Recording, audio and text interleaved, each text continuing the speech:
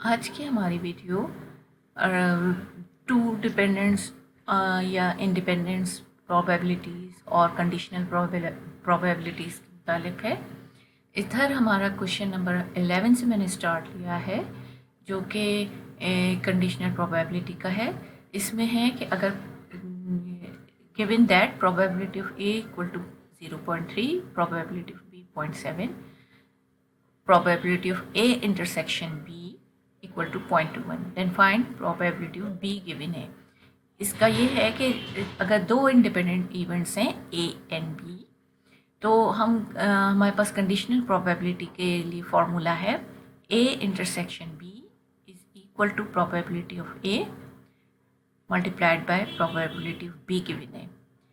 इसका दूसरा भी फॉर्मूला होता है कि probability of A intersection B equal to probability of B dot probability of A given B, यानी A की जगह पे B, B की जगह पे A आ जाता है इस तरफ, राइट हैंड साइड की तरफ। तो ये हमारे पास फॉर्मूले होते हैं, लेकिन इधर खैर इन्होंने जो हमें कहा है find probability of B given A। तो probability of B given A के लिए हमारे पास है A intersection B equal to probability of A और dot probability of B given A, क्योंकि हमें ये मालूम करना है probability of B given A. तो इसके लिए हमारे पास इधर प्रोबेबिलिटी ऑफ ए ही आता है, और इस क्योंकि हमें ये मालूम करना है तो हम ये इस तरफ चला जाएगा और probability of A intersection B upon probability of A इस तरफ राइट साइड पे आ जाएगा। तो ये हमारे पास गिवन जो थी हमने वैल्यूज पुट की और हमारे पास ये रिजल्ट आ गया 0.7। इसी तरह अगर इन्होंने ये एक बात कही है कि इफ़ क्वेश्चन नंबर 12 में if one card is selected at random from a deck of 52 cards, what is the probability that the card is a club और अ फेस और बोथ। अब इसमें जो है हमारे पास जो बात है जो गिवन है वो ये है कि हमारे पास 52 कार्ड्स मौजूद हैं, जिसमें से हमें एक सेलेक्ट करना है। अच्छा, हमारे पास क्लब कार्ड्स जो हैं, हमारा इवेंट में ये है कि what is the probability that the card is a club. पहले ये वाला पोर्शन देख लें कि एक हमारे पास इवेंट है जिसमें हमें क्लब कार्ड हम देख रहे हैं कि वो क्लब कार्ड है जो हमने सेलेक्ट किया। तो वो है क्लब कार्ड्स होते हैं 13। तो probability of A equal to 13 में से सेलेक्ट होगा वो वन कार्ड, और 52 तो कार्ड्स होते ही हैं, तो 52 में से सेलेक्ट होगा वन कार्ड, यानी 13/52 आएगा। अच्छा, इसी तरह हमारे पास दूसरे जो ऑप्शन दिया गया है कि वो फेस भी हो सकता है। तो फेस वाले कार्ड्स जो हैं वो होते हैं किंग, क्वीन और जैक के, जो कि किंग के 4 होते हैं, क्लब, स्पेड, हार्ट और डायमंड। इसी तरह क्वीन के भी क्लब, स्पेड, हार्ट और डायमंड, और इसी तरह जैक के भी क्लब, स्पेड, हार्ट और डायमंड, यानी 4 होते हैं। तो हमारे पास जो फेस कार्ड्स हैं तीनों, उनके 4 जब मिलाते हैं तो वो 12 कार्ड्स बन जाते हैं। तो प्रोबेबिलिटी ऑफ बी जो कि फेस कार्ड की है, तो 12 में से हम एक सेलेक्ट हो सकता है, और 52 तो है ही है हमारे पास टोटल डेक में, तो उसमें से एक सेलेक्ट। उन्होंने कहा है या तो ये हो या फेस कार्ड हो या दोनों हो सकते हैं, दोनों में से कोई सा भी, यानी थर्ड ऑप्शन ये है कि वो फेस हो और क्लब हो। हमारे दोनों ऑप्शन जो हमने देखे कि क्लब हो, और क्लब में भी फेस होता है, क्लब कार्ड में भी फेस होता है, तो इसलिए ये जो बोथ वाला है उसमें हम ऐसा लेंगे ऑप्शन कि वो क्लब फेस और क्लब का ऑप्शन हो। ठीक है, अब हमारे पास फेस और क्लब के ऑप्शन के लिए हम ए इंटरसेक्शन बी दोनों का इंटरसेक्शन को आए, लिहाजा अब हमारे पास कितने होंगे? फेस कार्ड हमारे पास 3 है जो कि क्लब के हों। क्लब के फेस कार्ड है किंग, क्वीन और जैक, तीनों फेस कार्ड है और ये क्लब के। ये है ये प्रोबेबिलिटी जो कि ए इंटरसेक्शन बी कहलाएगी। और इसके हमारे पास ये 3 की वजह से 3 में से हम एक सेलेक्ट करें, लिहाजा 3 कॉम्बिनेशन 1 और 52 तो है ही हमारे पास, तो 52 में से। अब हमें जो मालूम करना है वो ये मालूम करना है कि प्रोबेबिलिटी कि ये तीनों बातों में से कोई एक बात हो।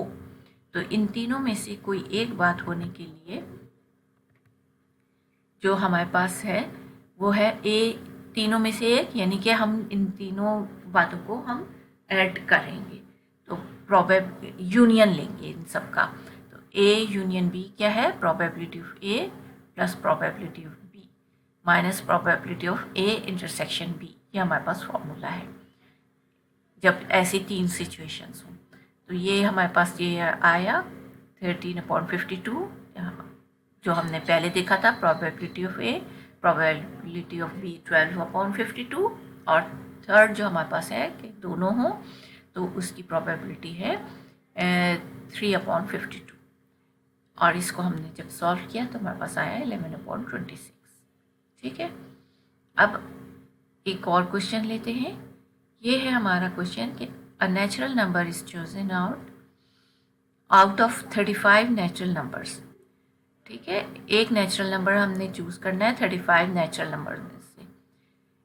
What is the probability that the chosen number is divisible by 8 और 9, यानी 8 या 9 में से कोई सा भी हो जो कि डिविजिबल में से, जो कि डिविजिबल कर ले इनमें से 35 में से।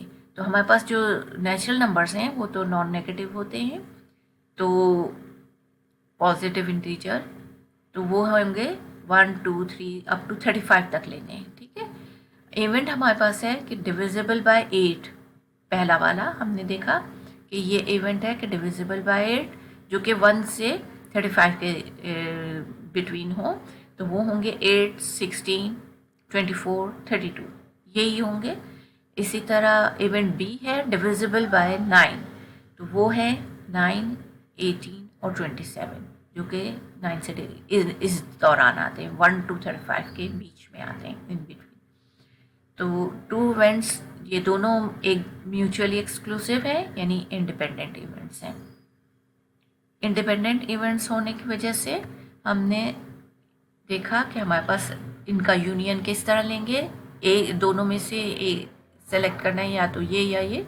तो हमारे पास जो इन दोनों का प्रोबेबिलिटीज़ हैं वो इसमें इंटरसेक्शन कोई चीज़ नहीं है, इसलिए हमारे पास है इंडिपेंडेंट होने की वजह से 4/35 और 3/35 दोनों की प्रोबेबिलिटीज़ ऐड की और ये आंसर आया हमारा।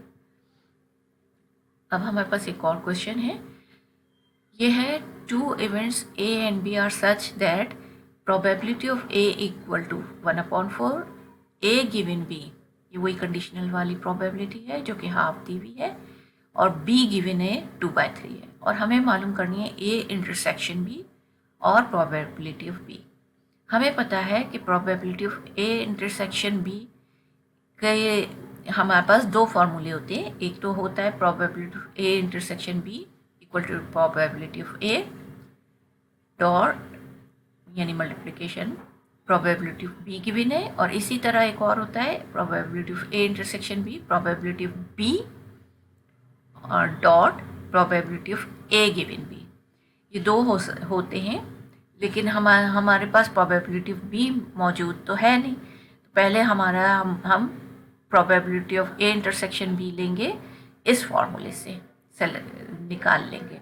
तो हमारे पास प्रोबेबिलिटी ऑफ इंटरसेक्शन बी का ये वाला formula probability of A multiplication probability of B given A, ये सारी हमारे पास चीज़ें मौजूद हैं। प्रोबेबिलिटी ऑफ ए ये है, probability of B given A ये है, आपस में मल्टीप्लाई किया और सॉल्व किया तो ये आ गया हमारे पास। अब हमारे पास हमें मालूम करना है प्रोबेबिलिटी ऑफ बी, तो हम यही वो इसका दूसरा वाला पार्ट जो फॉर्मूले का है जिसमें है A intersection B equal to probability of B multiplication probability of A given B, इसमें जब बी होता है तो ए गिवन बी आता है, और ए हो तो बी गिवन में आता है, लिहाजा अब हमारे पास प्रोबेबिलिटी ऑफ बी मालूम करना है तो हम ये वाला फॉर्मूला इस्तेमाल करेंगे। इससे हमने प्रोबेबिलिटी ऑफ बी मालूम करना है, तो A intersection B divided by ये वाला probability of A given B.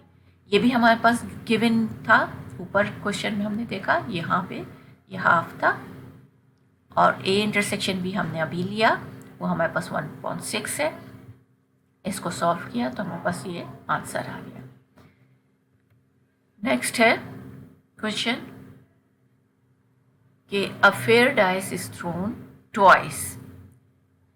A fair dice thrown twice. Find the probability that an even number of dots appear in first and the number of dots in second throw is less than 4. यानी अगर हम एक die को throw करते हैं 2 दफ़ा, तो पहली दफ़ा की में ये है कि इवन नंबर आए, और इवन नंबर क्या कौन से होंगे डाई में कितने होते हैं 1 2 3 4 5 6, ये हमें पता है, ये हमारा सैम्पल होगा 1 2 3 4 5 6 6 तक नंबर होते हैं, और इसमें से इवन नंबर हमारे पास 2 4 और 6 होते हैं। ये हमारा पहला इवेंट है, even number of dots in the first throw. और सेकंड टाइम में हमने जब सेकंड टाइम थ्रो किया है तो हमारे पास वही 1 2 3 4 5 6 में से हमें लेना है वो नंबर्स जो कि लेस देन 4 हों। तो लेस देन 4 वाले नंबर ये बी इवेंट है, वो हैं 1 2 और 3। अब हमारे पास ये दोनों एक दूसरे से रिलेटेड नहीं है, यानी डिपेंडेंट नहीं है। फर्स्ट में भी अलग है नंबर्स, और सेकंड में भी ये नंबर्स तो है, 2 नंबर तो आएगा, लेकिन ये बिल्कुल इंडिपेंडेंट है इस बात से कि फर्स्ट में क्या आया है। इसलिए ये इनके प्रोबेबिलिटी ऑफ ए मालूम करना है, तो ये 3/6 है, आउट ऑफ 6 हमने ली, और ये भी 3 है और ये भी आउट ऑफ 6 है। ठीक है, तो इन दोनों को हमने देखा। अब ये 2 इवेंट को हम मल्टीप्लिकेशन थ्योरम यूज़ करेंगे, ए इंटरसेक्शन बी इंडिपेंडेंट इवेंट्स, तो इस तरह से हमारे पास ये दोनों को मल्टीप्लाई करने से आंसर आ जाता है। अब